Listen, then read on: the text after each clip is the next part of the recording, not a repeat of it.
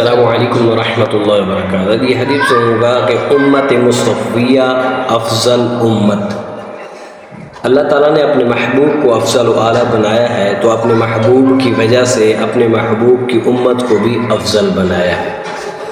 اللہ تعالیٰ نے قرآن مجید کے اندر ارشاد فرمایا، آیت سماعت فرمائیں، بسم اللہ الرحمن الرحیم، وَكَذَلِكَ جَعَلْنَاكُمْ أُمَّةً وَسَطًا لِتَكُونُوا شُهَدَاءَ عَلَى النَّاسِ وَيَكُونَ الرَّسُولُ عَلَيْكُمْ شَهِيدًا۔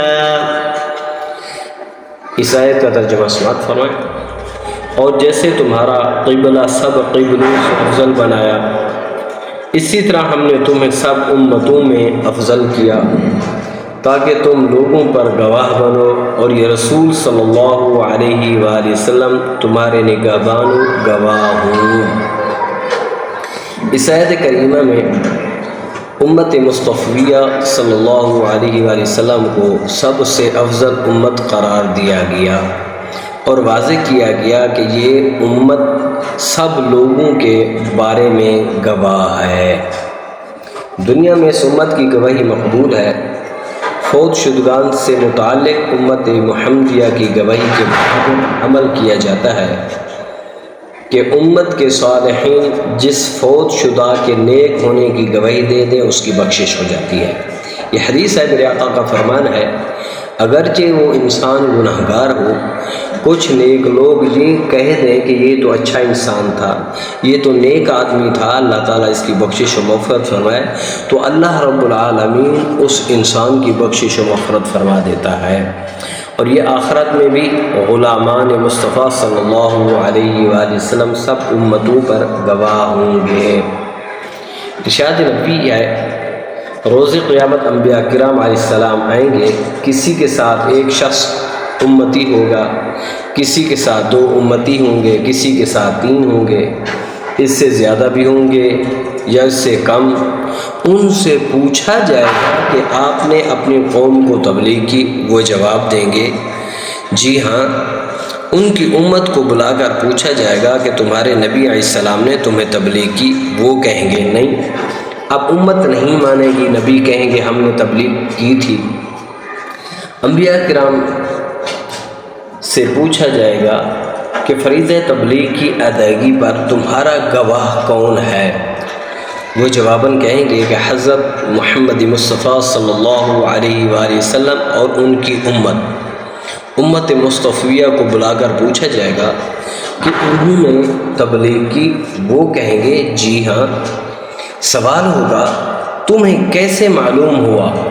عرض کریں گی کہ ہمارے نبی صلی اللہ علیہ وآلہ وسلم نے ہمیں بتایا کہ رسولوں نے تبلیغ کی اور ہم نے اس بات کی، آپ صلی اللہ علیہ وسلم کی تصدیق کی، کیونکہ میرے آقا نے جو فرمایا وہ سچ ہے۔ جب سچ ہے تو پھر بات پکی ہے کہ نبیوں اور رسولوں نے تبلیغ ضرور کی ہوگی۔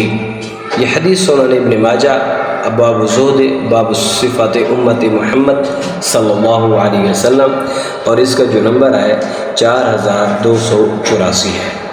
یاد رہے کہ گواہ بننے کا یہ اعزاز امت کے صالحین، اہل صدق اور زبان کی حفاظت کرنے والوں کے ساتھ خاص ہے، جو نیک لوگ ہوں گے، جو سچ بولتے ہیں اور زبان کی حفاظت کرتے ہیں اور شریعت کے خلاف ورزی اور زبان کا بے جا استعمال کرنے والے گواہی کے اہل نہیں ہوں گے۔ تو اس لیے ہمیں چاہیے کہ ہم بھی نیک عمل کریں، ہم بھی نیک بنیں اور زبان سے سچ بولیں، تو وہاں پھر ہم نیک لوگوں کی گواہی میں ہم بھی شامل ہو جائیں۔ تو اس لیے ہمیں چاہیے ہم اس حدیث کے مطابق عمل کریں کہ ہم اپنی زبان کو بے جا استعمال نہ کریں، شریعت کی خلاف ورزی نہ کریں، بلکہ سچ بولیں، ایمانداری کے ساتھ بولیں، اپنے زبان پر قرآن درود شریف ہونا چاہیے، سچ ہونا چاہیے، تو انشاءاللہ اللہ رب العالمین ہماری بھی بخشش و مغفرت فرما دے گا۔ تو دعا ہے اللہ تعالی ہم سب پر اپنا خصوصی فضل و کرم فرمائے اور ہم گناہ گاروں کو بھی ان گواہوں میں شامل فرما دے۔